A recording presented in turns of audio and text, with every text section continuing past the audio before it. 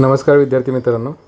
तर आज आपण फिजिक्स पार्ट 2 फिजिक्सच्या बेसिक कन्सेप्ट ज्या आहे त्या बघणार आहोत AMVI प्रिलिम्स 2026साठी. सो हे बघा, बेसिक क्वेश्चन्स येतात. सो जास्त डीपमध्ये जायचं नाही आपल्याला, कारण टेक्निकलची परीक्षा नाही आहे ही. जनरल नॉलेज असणं तुम्हाला फिजिक्सचे बेसिक प्रिन्सिपल्स हे एक्सपेक्टेड आहे. तर सर्क्युलर मोशन जे आहे आपण थिअरी ऑफ मशीनमध्ये बघतो. एखादा ऑब्जेक्ट जर सर्क्युलर ट्रॅकमध्ये गोल फिरत असेल तर सर्क्युलर मोशन, मग त्यामध्ये angular displacement theta, angular velocity omega, angular acceleration alpha, या गोष्टी असतात. बट हे फिजिक्समध्ये एवढं जास्त आत्ता गरजेचं नाही आहे.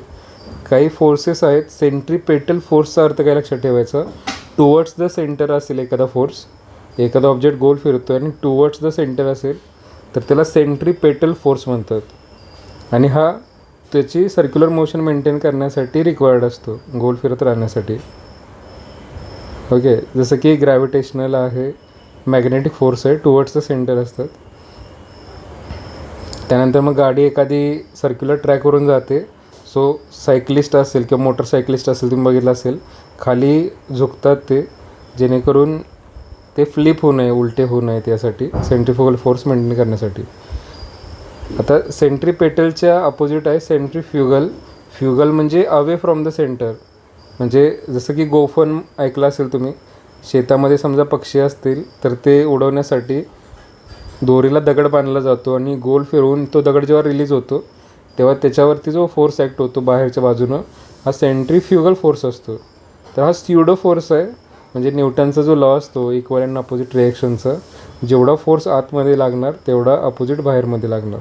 सो बॅलन्सिंग फोर्स आहे बेसिकली हा.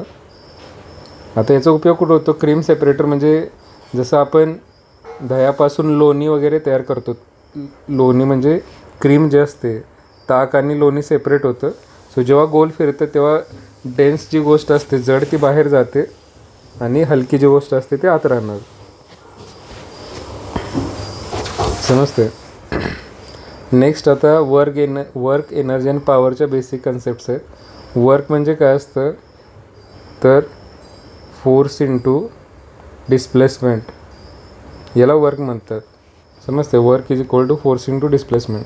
आणि याचा फॉर्म्युला असतो F/S किंवा Fs कॉस थीटा. आता कॉस थीटा कसं आहे, बेसिकली थीटा जो अँगल आहे तो बेसिकली फोर्स कसा लावला आहे तुम्ही आणि डिस्प्लेसमेंट कशी होते. म्हणजे समजा हे ऑब्जेक्ट आहे, असं तुम्ही वरून असं तिरकं ढकलत आहे. सो हा जो थीटा अँगल आहे याची डिस्प्लेसमेंट अशी होते आणि तुम्ही असा फोर्स लावला आहे, तर या दोघांचा अँगल जो आहे तो थीटा आहे. समजतं.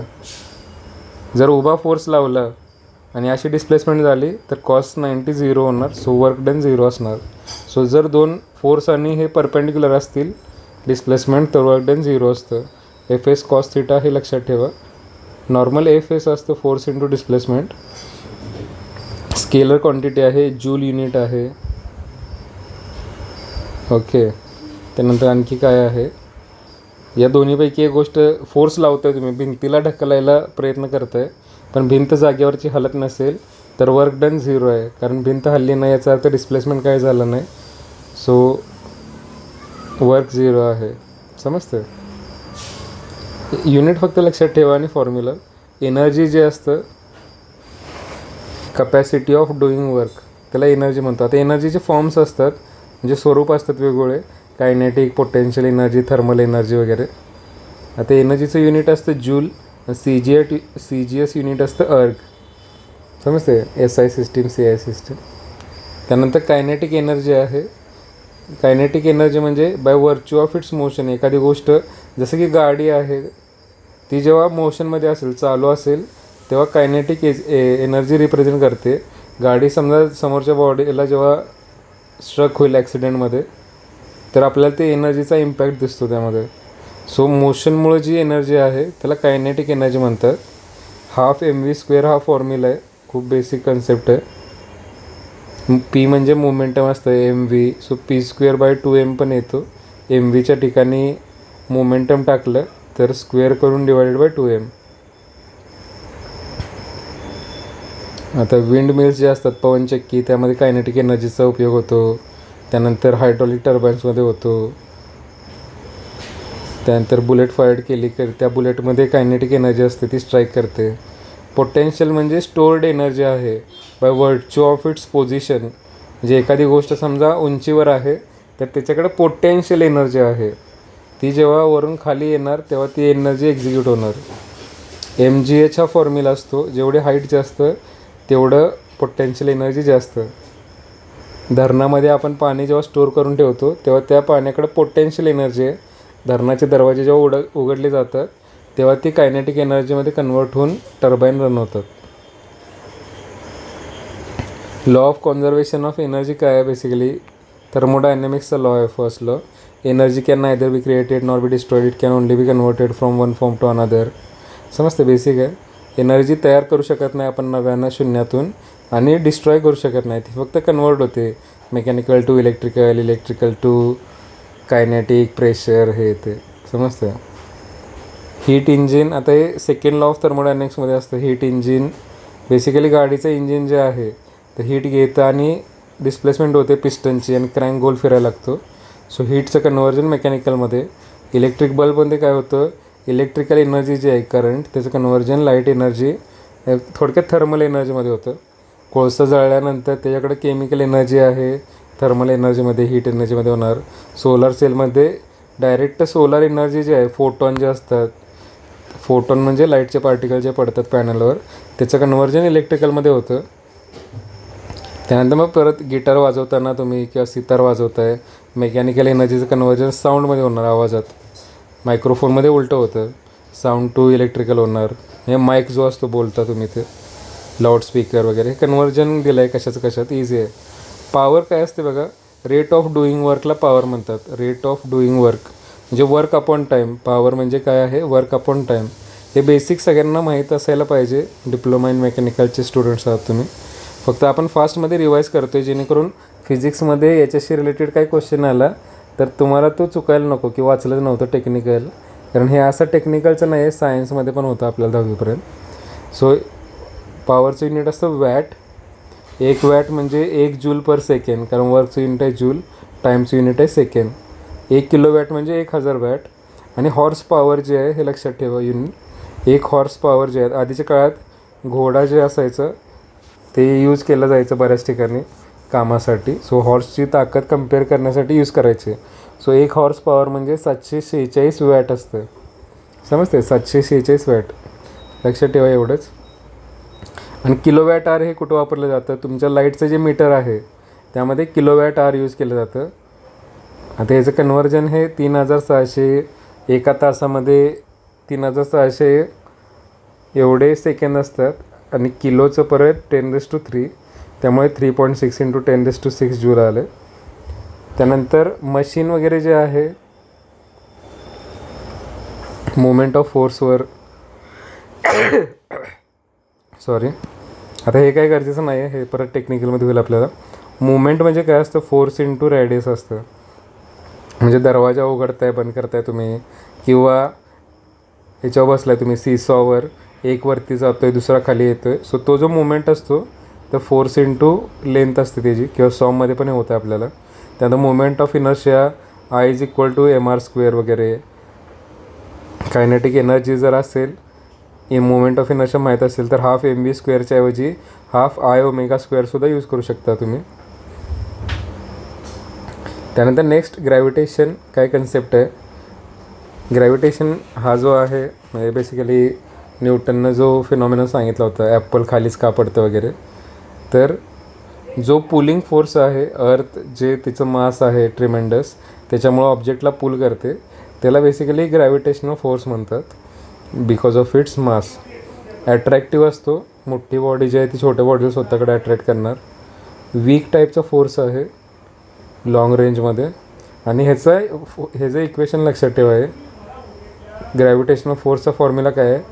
Fg = G × M m /r².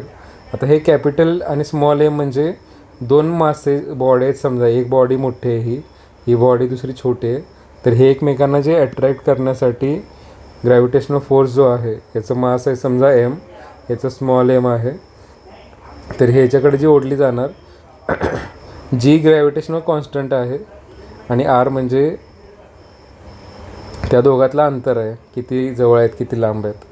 ठीक आहे. आता ग्रॅव्हिटेशनल कॉन्स्टंटची व्हॅल्यू काय आहे 6.67 इंटू 10⁻11 न्यूटन मीटर स्क्वेअर पर kg².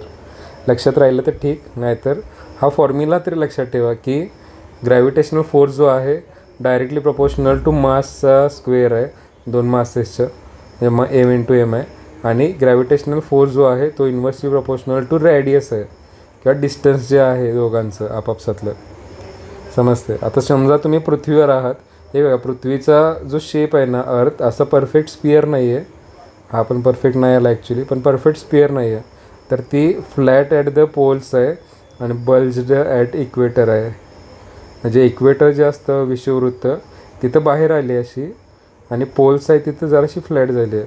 आणि जिथं हे खड्डे आहेत तिथं ओशन आहेत, समुद्र आहेत मोठे मोठे. समजते. तर ॲक्सेलरेशन ड्यू टू ग्रॅव्हिटीची व्हॅल्यू सगळ्यांना माहीत असते 9.81 मीटर पर सेकंड स्क्वेअर. पण त्याची जी व्हॅल्यू आहे ती पूर्ण पृथ्वीवर कॉन्स्टंट नाही आहे, कारण पृथ्वी पूर्ण गोल नाही आहे. लक्षात ठेवा. एक तर तुम्ही पृथ्वीपासून वरती गेला किंवा पृथ्वीच्या आतमध्ये गेला कुठंही, तरी ॲक्सेलरेशन ड्यू टू ग्रॅव्हिटीची व्हॅल्यू जी आहे ती डिक्रीज होते. लक्षात ठेवा. काय सांगितलं मी, value of g decreases with height or depth from earth surface. पृथ्वीच्या आत जरी तुम्ही गेला किंवा पृथ्वीच्या वरती गेला तरी जीची व्हॅल्यू जी आहे 9.81पेक्षा कमी होते. First fact. सेकंड, पोलला मॅक्सिमम असते जीची व्हॅल्यू. म्हणजे ही अर्थ आहे समजा आपली, तर हे पोल आहेत, हा नॉर्थ पोल असेल, हा साऊथ पोल आहे अंटार्क्टिका, तर इथं जी व्हॅल्यू आहे ती मॅक्सिमम आहे. आणि इक्वेटर जे आहे तिथं व्हॅल्यू जी आहे ती मिनिमम आहे. लक्षात ठेवा. आणि अर्थ जेव्हा रोटेट करते स्वतःभोवती त्याच्यामुळे जीची व्हॅल्यू जी आहे ती डिक्रीज होते. समजते. आता सॅटेलाईट म्हणजे काय असतं, अर्थच्या भोवती रिव्हॉल्व करणारे ऑब्जेक्ट जे आहेत त्यांना सॅटेलाईट म्हणतात. काही नॅचरल सॅटेलाईट असतात, जो आपला मून आहे तो नॅचरल आहे, आणि काही आर्टिफिशियल सॅटेलाईट आहेत आपण पाठवले आहेत, ते कम्युनिकेशनसाठी असेल, अर्थ ऑब्झर्वेशनसाठी असेल, वेदर फोरकास्टिंगसाठी असेल. सो सॅटेलाईट जे आहेत ते वेगळ्या प्रकारचे आहेत. Just a second.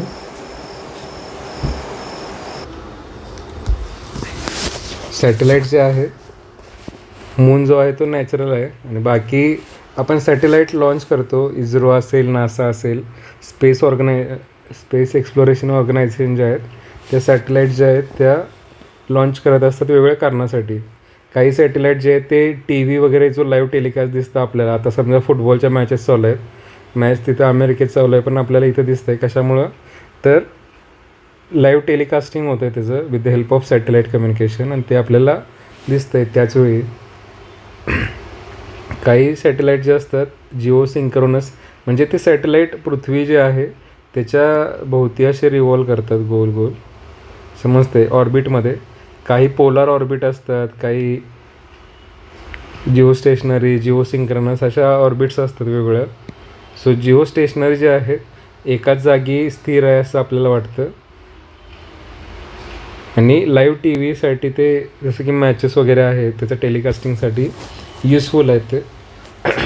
हा अंदाजे 36,000 किलोमीटरवर असतं. 36,000 खूप लांब झालं, लक्षात ठेवा. 36,000 म्हणजे खूप उंचावर झालं. त्यानंतर पोलार सॅटेलाईट्स असतात. आता जिओ स्टेशनरी जे आहे ते एकाच ठिकाणी थांबलेत असं वाटतं आपल्याला. पोलार जे आहेत ते वेदर फॉरकास्टिंग किंवा पिकांचं पॅटर्न वगैरे बघायचं असेल, पृथ्वी ऑब्झर्वेशन जर करायचं असेल आपल्याला, तर पोलार सॅटेलाईट्स यूज होतात. एस्केप वेलॉसिटी म्हणजे काय, अर्थचं ॲटमॉस्फिअर सोडून जर बाहेर पाठवायचं असेल आपल्याला रॉकेट, तर किती स्पीडने गेलं पाहिजे ते, जेणेकरून ते अर्थचा ग्रॅव्हिटेशनल पूल जो आहे तो एस्केप करू शकेल, त्याला एस्केप वेलॉसिटी म्हणतात. आणि ती आहे 11.2 किलोमीटर पर सेकंड. म्हणजे एकाच सेकंदाला 11 किलोमीटर एवढं फास्ट स्पीड जेव्हा अचीव होईल तेव्हा ते जे रॉकेट आहे ते ॲटमॉस्फिअरच्या बाहेर जाईल आपल्या. समजतं. त्यानंतर केपलर लॉ काय सांगतो, आता हा प्लॅनेट्सच्या संदर्भात आहेत की सूर्य जो आहे आपला त्याच्या भोवती जे प्लॅनेट्स रिव्हॉल्व करत आहेत तर ते इलेप्टिकल ऑर्बिटमध्ये करतात वगैरे. समजतं. आणि त्यांचा जो टाईम ड्युरेशन आहे रिव्हॉल्युशनचा, म्हणजे सूर्याला एक वेढा पूर्ण कंप्लीट करायचा, आणि सूर्यापासूनचं जे अंतर आहे त्याच्यात एक रिलेशन दिलं आहे की T² is directly proportional to α². तर सूर्याला जेवढा वेळ लागतो आहे गोल फिरायला, तो जो टाईम आहे त्याचा स्क्वेअर हा त्याच्यापासून जे अंतर आहे त्याच्या क्यूबला डायरेक्टली प्रोपोर्शनल आहे. हे विचारलं नाही जात कुठं, सो नॉट नेसेसरी, काही लक्षात राहणार पण नाही. हे क्युपियर बेल्ट असतो आपला शेवटचा प्लॅनेट जो आहे नेपच्यून, युरेनस, नेपच्यून, प्लुटो आता प्लॅनेट कन्सिडर नाही होत. सो नेपच्यूनच्या बाहेर जे छोटे छोटे ऑब्जेक्ट्स आहेत त्यांना क्युपियर बेल्ट ऑब्जेक्ट्स म्हणतात. एवढं फक्त लक्षात ठेवा. ओके. त्यानंतर लिफ्टमध्ये समजा असाल तुम्ही, आपल्याला लिफ्ट खाली जाताना आणि वरती येताना थोडंसं जड किंवा हलकं फील होतं, तर ते because of acceleration due to gravity जे आहे. नॉर्मली आपण बॉडी आपली ॲक्सेलरेट करत नसेल तर जी एवढं ॲक्सेलरेशन आपल्यावर आहे, पण आपण पण वर खाली जात असू लिफ्टसोबत, सो दोघांचं प्लस मायनस होते आणि आपल्याला एकतर हलकं वाटतं एकदम किंवा जड वाटतं. जसं की लिफ्ट जर वरती जात असेल तर ॲपरंट वेट जे आहे ते ट्रू वेटपेक्षा जास्त वाटतं आपल्याला, आणि लिफ्ट जर खाली जात असेल तर कमी वाटतं आपल्याला वेट. आणि एखादं समजा लिफ्टचं केबल ब्रेक झाली आणि लिफ्ट खाली पडायला लागली, फ्री फॉलिंग, तर त्या केसमध्ये आपल्याला वेटलेसनेस म्हणजे वेट नसल्यासारखं तरंगताय तुम्ही हवेत असं वाटणार. फ्री फॉलिंग सिच्युएशन म्हणजे ॲक्सलरेशन ड्यू टू ग्रॅव्हिटी जे आहे आणि लिफ्टचं ॲक्सलरेशनही सेम झालं तर, आणि लिफ्ट जीपेक्षा जास्त ॲक्सलरेशन खाली चालली तर तुम्ही लिफ्टच्या सिलिंगला थडकणार वरती जाऊन. सो हे काही एवढे सिनारिओ डीपमध्ये विचारले जात नाहीत. General properties of matter. Elasticity म्हणजे काय आहे, तर इम्पॅक्ट केल्यानंतर परत त्याचा ओरिजिनल शेप जो आहे तो रिगेन करण्याची प्रॉपर्टी. म्हणजे समजा एखादा स्टीलचा रॉड आहे, त्याच्यावर तुम्ही हॅमरनं इम्पॅक्ट केला तर तो जो इम्पॅक्ट आहे तो सहन करण्याची जी, आता टफनेस वगैरे पण शब्द आहे. इलास्टिसिटी म्हणजे रिकवर होणे, ते acquire original shape and size after removal of deforming force. आता म्हणून काय असतं आहे बघा, जर रबराचा तुकडा घेतला एखादा, टायर आहे फॉर एक्झाम्पल, त्याच्यावर तुम्ही हातोड्यानं घाव केले तर तो स्ट्रेच जास्त होईल, ताणला जास्त जाईल. पण समजा जास्त घाव घातले तर रबराचा तुकडा ब्रेक होऊ शकतो परमनंटली, रिगेन करायची कपॅसिटी कमी असते त्याची. पण स्टील जे आहे ते जास्त लोड जो आहे तो सहन करू शकतं, त्यामुळं त्याची जी इलास्टिसिटी जी आहे, रिकवर होण्याची प्रॉपर्टी किंवा किती फोर्स सहन करते ती प्रॉपर्टी ही स्टीलची जास्त आहे, लक्षात ठेवा, रबरपेक्षा. आणि त्याच्यासाठी यंग्स मॉड्युलस म्हणून एक कॉन्स्टंट आहे. आता स्ट्रेस स्ट्रेन जे आहे, सॉमच्या कन्सेप्ट, हुक्स लॉ असतो आपल्याला सॉममध्ये, तो काय सांगतो, stress is directly proportional to strain in the elastic limit. Elastic limit म्हणजे जोपर्यंत रिकवर होऊ शकतं एखादं ऑब्जेक्ट, म्हणजे तुम्ही हातोडा मारताय स्टीलच्या ह्याच्यावर आणि परत हातोडा काढून घेतला तर आपोआप परत ते रिगेन करायचा प्रयत्न करणार. कधीपर्यंत, परमनंट डिफॉर्मेशन जोपर्यंत होत नाही तोपर्यंत. एकदा परमनंट डिफॉर्मेशन झालं तर ते रिकवर होणार नाही, म्हणजे आहे असं माघारी येणार नाही इनिशियल पोझिशनला. सो हे सगळ्यांना सॉममध्ये थोडंसं माहीत असेल. स्ट्रेन म्हणजे काय, स्ट्रेस काय असतं बेसिकली, तर internal resisting force per unit area. म्हणजे एखाद्या बॉडीवर तुम्ही काहीतरी फोर्स अप्लाय करताय तर ती बॉडी जी आहे ती अपोजिट डायरेक्शनमध्ये त्या फोर्सला अपोज करते, आणि त्या बॉडीमध्ये जनरेट होणारं जे इंटरनल रेझिस्टन्स आहे बेसिकली त्याला स्ट्रेस म्हणतात. सो त्याचं युनिट असणार न्यूटन पर मीटर स्क्वेअर किंवा पास्कल. आणि स्ट्रेन काय असतं बेसिकली, फोर्स लावल्यामुळं किंवा स्ट्रेसमुळं काय होते, त्याचं डिफॉर्मेशन होतं, साईज कमी जास्त होते. त्यामुळं चेंज इन लेंथ, आपण ओरिजिनल लेंथ जे आहे, आधी किती साईज होती नंतर किती साईज झाली आहे, या दोघातला फरकला चेंज इन लेंथ म्हणतात. सो चेंज इन लेंथ आपण ओरिजिनल लेंथ जे आहे त्याला स्ट्रेन म्हणणार. सो स्ट्रेनला काही युनिट नसतं. आणि मॉड्युलस ऑफ इलास्टिसिटी जे आहे, यंग्स मॉड्युलस, तो काय असणार, longitudinal stress upon longitudinal strain. Longitudinal म्हणजे काय बेसिकली, हा रॉड आहे समजा असा, त्याला तुम्ही बाहेरच्या बाजूनं ओढताय, याला टेन्साईल स्ट्रेससुद्धा म्हणतात. बाहेर ओढत असाल तुम्ही, पुल करताय याला, स्टीलचा रॉड आहे हा, तर याच्यामध्ये जो जनरेट होतो तो लॉन्जिट्युडनल स्ट्रेस आहे. आणि त्याचं डिफॉर्मेशन जे होतं ते लॉन्जिट्यूडनल स्ट्रेन असणार. सो याच्यात जो मॉड्युलस येतो स्ट्रेस अपॉन स्ट्रेनचा त्याला यंग्स मॉड्युलस म्हणतात. याच्या उलट काय असणार, तुम्ही जो रॉड आहे त्याला पुश करताय दोन्ही साईडनं सेंटरकडं, याला कॉम्प्रेसिव्ह फोर्स म्हणतात. सो याच्यामुळं काय होणार, याची साईज डिक्रीज होणार. सो त्याच्यासाठी जो कॉन्स्टंट आहे compressive stress upon volumetric strain वगैरे त्याला बल्क मॉड्युलस म्हणणार. Normal stress to volume strain bulk modulus. आणि मॉड्युलस ऑफ रिजिडिटी म्हणजे काय, तर एखादा टँजेन्शियल फोर्स आहे, असा ऑब्जेक्ट आहे समजा, तुम्ही असा फोर्स लावला याच्यावर टँजेन्शियल, तर याच्यामध्ये शियर स्ट्रेस म्हणतात बेसिकली याला. सो शियर स्ट्रेस किंवा tangential stress upon shearing strain जो असतो, शियर म्हणजे इथं कट होण्यासारखा जो स्ट्रेन आहे, तर त्याला मॉड्युलस ऑफ रिजिडिटी हे 3 कॉन्स्टंट आहेत. सॉममध्ये बघितलं असेल तुम्ही. नेक्स्ट जे पॅरामीटर आहे, आता हे एकदम किरकोळ आहे आपल्यासाठी मेकॅनिकल इंजिनिअरिंग, तुम्ही फ्लुईडमध्ये वगैरे बघितलं असेल. डेन्सिटी म्हणजे काय असतं, बेसिकली मास अपॉन व्हॉल्यूमला डेन्सिटी म्हणतात. एखादी गोष्ट जड आहे किंवा हलकी आहे हे ठरवण्यासाठी डेन्सिटी कम्पेअर केली जाते. जसं की वॉटरची डेन्सिटी असते 1000.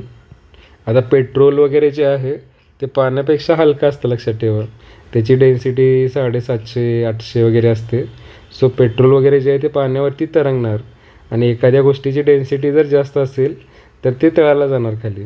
डेन्सिटीचं युनिट आहे kg/m³. एका मीटर क्यूबमध्ये किती किलो मास जे आहे ते साठवू शकतात ते. आता वॉटरची डेन्सिटी जी आहे ती मॅक्सिमम असते 4 डिग्री सेल्सिअसला. आयडियली ती 0 डिग्री सेल्सिअसला असायला पाहिजे होती डेन्सिटी, कारण पाणी जे आहे, पाण्याचा बर्फ जो आहे तो 0 डिग्रीला बनतो. पण हे ॲनॉमिलस बिहेवियर ऑफ वॉटर आहे की 4 ते 0मध्ये डेन्सिटी वाढण्याच्या ऐवजी कमी होते पाण्याची, आणि मॅक्सिमम ॲट 4 डिग्री सेल्सिअस असते. सो हे लक्षातच ठेवा फॅक्ट. का असते वगैरे थर्मोडायनॅमिक्समध्ये असतं, बट हे नॉट नेसेसरी. हा प्रॉपर्टी आहे. आयडियली 0ला असायला पाहिजे, पण 4 डिग्रीला असतं हे. ठीक आहे. त्यानंतर रिलेटिव्ह डेन्सिटी म्हणजे काय, स्पेसिफिक ग्रॅव्हिटी म्हणतं त्याला. दोघांची डेन्सिटी कम्पेअर करत असो आपण, पेट्रोल आणि पाण्याची, तर त्याला रिलेटिव्ह डेन्सिटी म्हणणार. त्यानंतर जेव्हा बर्फ पाण्यावर तरंगतो तेव्हा 1/10 हिस्सा जो आहे तो पाण्याच्या वरती राहणार. म्हणजे बर्फाची साईज एवढी आहे समजा, तर 1/10 म्हणजे पूर्ण 10 असेल तर 1/10 वरती राहणार, आणि 9/10 जो आहे, 9/10 एवढा भाग जो आहे तो खाली राहणार पाण्याचा. आईसबर्ग तुम्ही ऐकलं असेल, टायटॅनिक वगैरे जे टच होऊन बुडालं, हिमनगाचं टोक वगैरे जे म्हणतो आपण. सो थोडासा भाग वरती असतो, 10च्या फक्त 1 भाग वरती असतो, आणि 9 भाग जो आहे तो पाण्याच्या आत असतो. त्यानंतर प्रेशर काय असतं, बेसिकली प्रेशर आणि स्ट्रेस जे आहे ते सिमिलर आहे, फक्त प्रेशर जे असतं ते इंटरनल रेझिस्टिंग फोर्स असतो. स्ट्रेस जे आहे ते इंटरनल रेझिस्टिंग फोर्स आहे, आणि प्रेशर जे आहे ते एक्सटर्नल असतं, बाहेरून ॲप्लाय होतं. आणि युजली प्रेशर वगैरे ही जी टर्म आहे ही आपण लिक्विड किंवा गॅसेसच्या याच्यामध्ये यूज करतो.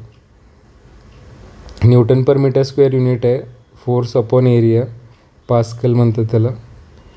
आणि ही स्केलर क्वांटिटी आहे, युनिफॉर्मली डिस्ट्रीब्यूट होतं प्रेशर थ्रू आऊट, डायरेक्शनवर डिपेंडंट नसतं.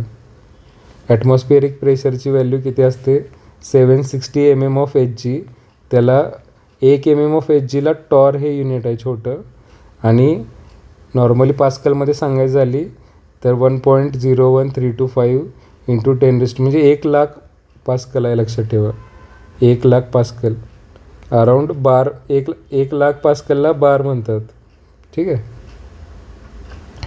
त्यानंतर जसं आपण वरती जाऊ, अल्टिट्यूड हाईट वाढेल, तसं प्रेशर जे आहे ते कमी होणार, कारण पृथ्वीवर जे प्रेशर आहे ते त्याच्यावरती जी हवा आहे ती एक्झर्ट करत असते कंटिन्युअसली. जसं वरती जाणार आपण तसं हवेचं जे आपल्यावर एन्व्हलप आहे ते कमी होणार, आणि प्रेशर जे आहे ते कमी होणार जसं जसं डोंगरावर जाणार तुम्ही.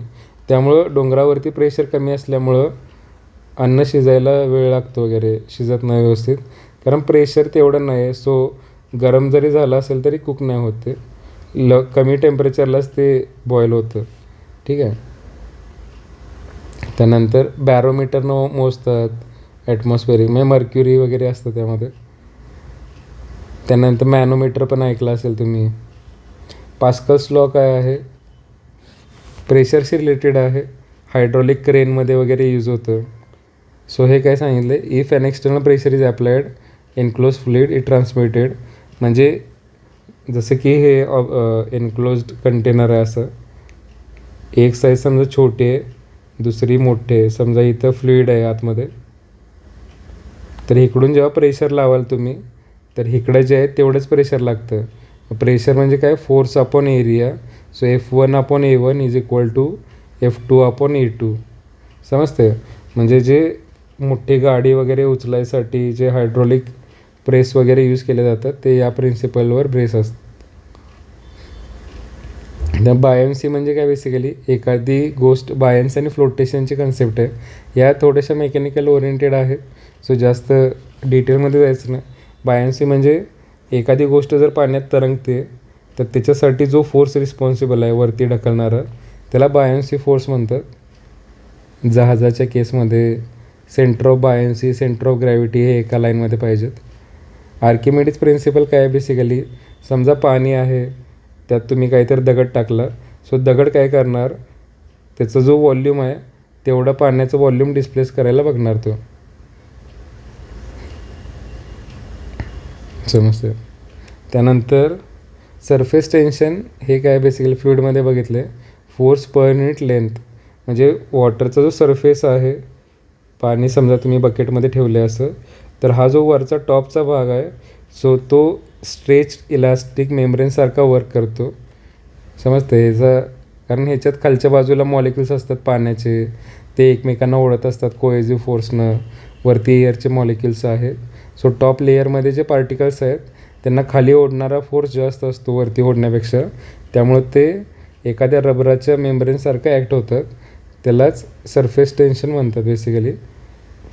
त्याच्यामुळे ते पाण्यावरती किडे जे आहेत ते तरंगतात, किंवा सुई टाकली तुम्ही पाण्यावरती तर ती तरंगते त्याच्यावरती, बिकॉज ऑफ सरफेस टेन्शन.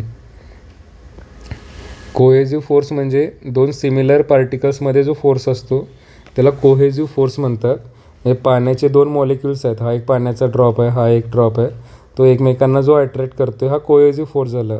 आणि अधेजिव्ह फोर्स म्हणजे डिफरंट मॉलिक्युल्स आहेत वेगवेगळ्या सबस्टन्सेसचे, पाणी आणि एअर असेल किंवा पाणी आणि माती आहे, यामध्ये जो फोर्स ऑफ अट्रॅक्शन आहे त्याला अधेजिव्ह फोर्स म्हणणार. नेक्स्ट, आता सरफेस टेन्शन कुठे कुठे यूज होतं आहे? तर मर्क्युरी जे आहे, छोटासा ड्रॉप घेतला मर्क्युरीचा, तर त्याचा शेप जो आहे तो स्पेरिकल होणार, म्हणजे गोल असा बनणार चेंडूसारखा, छोटा ड्रॉप असेल तर. आणि मोठा घेतला तर ते पसरणार आडवं. त्यानंतर आपले जे सोप बबल्स जे असतात, तर त्याच्यामध्ये किंवा कपडे धुण्यामध्ये जे डिटर्जंट यूज होतं, त्यामुळे पाण्याचं सरफेस टेन्शन वाढतं आणि मळ जो साचलेला आहे कपड्यांवर तो निघण्यासाठी मदत होते. नेक्स्ट, कॅपिलॅरिटी काय कन्सेप्ट आहे? कॅपिलॅरिटी म्हणजे एखादी स्मॉल ट्यूब जे आहे, स्मॉल ट्यूब म्हणजे नॅरो डायमीटर, म्हणजे त्याचा जो डायमीटर आहे ट्यूबचा तो लेस दॅन 1 mm वगैरे असेल, एकदम छोटं होल असेल ट्यूबला, तर ती जर पाण्यात बुडवली तुम्ही, तर लिक्विड जे आहे ते ट्यूबमध्ये राईज करतं. जसे की तुमच्या पेनाची नीब असते, ती शाई शोषून घेते वरती. किंवा झाडामध्ये बारीक बारीक अशा कॅपिलरीज असतात, ज्यामधून पाणी जे आहे ते अगेन्स्ट द ग्रॅव्हिटी वरती जातं. कारण झाडामध्ये काय पंप वगैरे नसतो आतमध्ये, सो पाणी कसं वरती जातं? Because of capillary action. छोट्या निडलसारखं आतमध्ये हॉलो कॅव्हिटी असतील तर वॉटर लेवल जी आहे ती राईज होते. आणि त्याचा फॉर्म्युला फ्लुइड मेकॅनिक्समध्ये असतो, H is equal to 2T cos θ upon R ρg. समजतं? आता हे एवढं जास्त फिजिक्समध्ये गरजेचं नाही आहे, लक्षात राहिला हा फॉर्म्युला गणिताला वेल अँड गुड. कुठं यूज होतं कॅपिलॅरिटी? तर जसं की घरामध्ये समजा आधी केरोसिनचे लॅम्प असायचे लाईट गेल्यावर वगैरे, तर त्याच्यामध्ये जे केरोसिन आहे म्हणजे रॉकेल जे आहे खाली, ते वातीमध्ये जे वरती सरकतं आपोआप, ते बिकॉज ऑफ कॅपिलरी ॲक्शन होतं. त्यानंतर मग पेनाची शाई असेल, त्यानंतर झाडाचं मध्ये जे पाणी आहे वरती जाते वगैरे, ते कॅपिलरी ॲक्शनमुळे होतं. विस्कॉसिटी म्हणजे काय आहे, तर फ्लुईड समजा फ्लो करते तर त्याचे सरफेसबरोबर जे मॉलिक्युल्स आहेत, पाणी जे आहे ते लेयरमध्ये फ्लो करतं. सरफेसची कॉन्टॅक्टमध्ये जे मॉलिक्युल्स आहेत तर ते फ्रिक्शनल रेजिस्टन्स जो आहे तो त्यांना जास्त असतो as compare to upper layer जे आहेत ते. त्यामुळे वरच्या लेयर जे आहेत त्या फास्ट जातात, खालच्या लेयर ज्या आहेत त्या स्लो जातात. सो याच्यामध्ये जो रेजिस्टिंग फोर्स आहे, खालची लेयर वरच्या लेयरला मागे ओढत असते, तर त्याला बेसिकली विस्कॉसिटी म्हणणार. आता विस्कॉसिटी जास्त आहे का कमी आहे हे कसं समजायचं. समजा तुम्ही एखादा इन्क्लाइंड सरफेस घेतला असं आणि त्याच्यावरती एक ड्रॉप जो आहे तो मधाचा ठेवला इथं, आणि सेम जर इन्क्लाइंड सरफेस घेतला तिरका, त्याच्यावर एक ड्रॉप पाण्याचा ठेवला, तर कोणता ड्रॉप जो आहे तो लवकर खाली येईल. पाण्याचा ड्रॉप जो आहे तो पटकन खाली येणार. मधाचा ड्रॉप जो आहे त्याला खाली यायला वेळ लागणार, कारण हनीची विस्कॉसिटी जी असते ती जास्त असते, म्यू जो आहे तो जास्त असतो. त्यामुळं त्याला फ्रिक्शनल रेजिस्टन्स जास्त बिअर करावा लागतो खाली जाईपर्यंत. पाण्याच्या ड्रॉपला तेवढा रेजिस्टन्स नसतो, त्यामुळे तो पटकन खाली येतो. सो विस्कॉसिटी जेवढी जास्त असेल तेवढं ते थिक असणार फ्लुइड, लक्षात ठेवा, घट्ट असणार. विस्कॉसिटी कमी आहे याचा अर्थ पातळ आहे ते. ओके. आणि गॅसेसचं काय होतं, जसं जसं टेम्परेचर वाढेल विस्कॉसिटी जी आहे ती वाढते, लक्षात ठेवा. कारण गॅसेसमध्ये जे मॉलिक्युल्स असतात त्याची रँडमनेस वाढते आणि त्यामुळे त्यांचं कोलिजन वाढून विस्कॉसिटी जी आहे ते इन्क्रीज होते. विस्कॉसिटीचं युनिट आहे पास्कल सेकंड किंवा पॉईज वगैरे युनिट आहे. नेक्स्ट, आता हे काही कन्सेप्ट आहेत फ्लुइड मेकॅनिक्सच्या. स्ट्रीमलाईन फ्लो म्हणजे पार्टिकल जे आहेत ते एका लाईनमध्ये असतील तर. Turbulent flow, laminar turbulent flow आपण बघितलं. क्रिटिकल वेलॉसिटी म्हणजे काय, जर स्ट्रीमलाईनमधून कन्वर्ट होत असेल ते टर्ब्युलंटमध्ये. स्ट्रीमलाईन म्हणजे ते पार्टिकल्सचे जे असतात पाईपमधून फ्लो होतं आहे, तर ॲट अ पर्टिक्युलर एरिया त्याचे फ्लुइडच्या प्रत्येक पॉईंटची वेलॉसिटी जी सेम असेल तर त्याला स्ट्रीमलाईन फ्लो म्हणणार. टर्ब्युलंट म्हणजे वेलॉसिटी जी आहे ती खूप जास्त चेंज होते प्रत्येक पार्टिकलची. आणि क्रिटिकल वेलॉसिटी म्हणजे रेनॉल्ड्स नंबरवरून वगैरे हे लॅमिनार टर्ब्युलंट ठरवतात. त्यानंतर क्रिटिकल वेलॉसिटी असं पॅरामीटर आहे की जिथून स्ट्रीमलाईन किंवा लॅमिनार फ्लो आहे तिथून टर्ब्युलंट फ्लो जेव्हा कन्वर्ट होईल तेव्हा त्याला क्रिटिकल वेलॉसिटी म्हणतात. कंटिन्युटी इक्वेशन काय आहे, area into velocity A1 V1 is equal to A2 V2. समजतं, म्हणजे जेवढं फ्लुइड जे आहे पाईपमधून आत एंटर करेल समजा, तेवढंच फ्लुइड जे आहे ते बाहेर जाणार. याला law of conservation of mass म्हणतात. आणि डेन्सिटी जर कॉन्स्टंट आहे कॅन्सल झाली तर कंटिन्युटी इक्वेशन म्हणतात. बर्नॉलिस थेरम काय आहे, P/ρg plus V²/2g plus Z is equal to constant. म्हणजे तीन ज्या एनर्जी आहेत, प्रेशर एनर्जी, कायनेटिक एनर्जी आणि पोटेन्शियल एनर्जी, याची जी बेरीज असते ती कॉन्स्टंट असते. पण त्यासाठी कंडिशन काय आहे, फ्लो कसा पाहिजे तुम्हाला, इनकॉम्प्रेसिबल फ्लुइड पाहिजे, नॉन विस्कस पाहिजे, विस्कॉसिटी 0 पाहिजे, स्ट्रीमलाईन फ्लो पाहिजे. समजते, या 3-4 कंडिशन सॅटिस्फाय झाल्या तरच ते प्रेशर, कायनेटिक आणि पोटेन्शियल एनर्जीची बेरीज जी आहे ती कॉन्स्टंट राहणार. मग याचे ॲप्लिकेशन्स आहेत.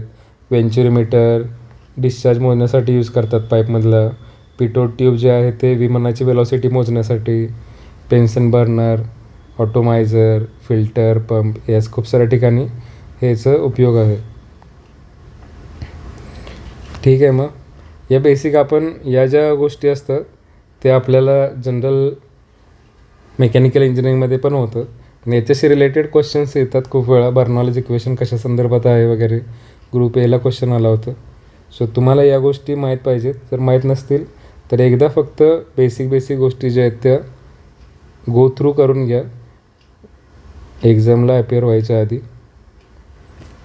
आता हे फ्लुइड मेकॅनिक्समध्ये होतं आपल्याला. बर्नॉलिस थेरम काय आहे, कंटिन्युटी इक्वेशन काय आहे, त्यानंतर laminar turbulent flow, viscosity, capillarity वगैरे, surface tension, cohesive adhesive force, pressure, buoyancy, density, Pascal's law, Young's modulus, stress strain, Hooke's curve. हे बेसिकली थोडंसं मेकॅनिकल ओरिएंटेड आहे. त्याच्यानंतर आणखी कन्सेप्ट्स असतील फिजिक्सच्या की ज्यामध्ये इलेक्ट्रिकलच्या पण कन्सेप्ट्स असतील, इलेक्ट्रिसिटी, रेजिस्टन्स वगैरे.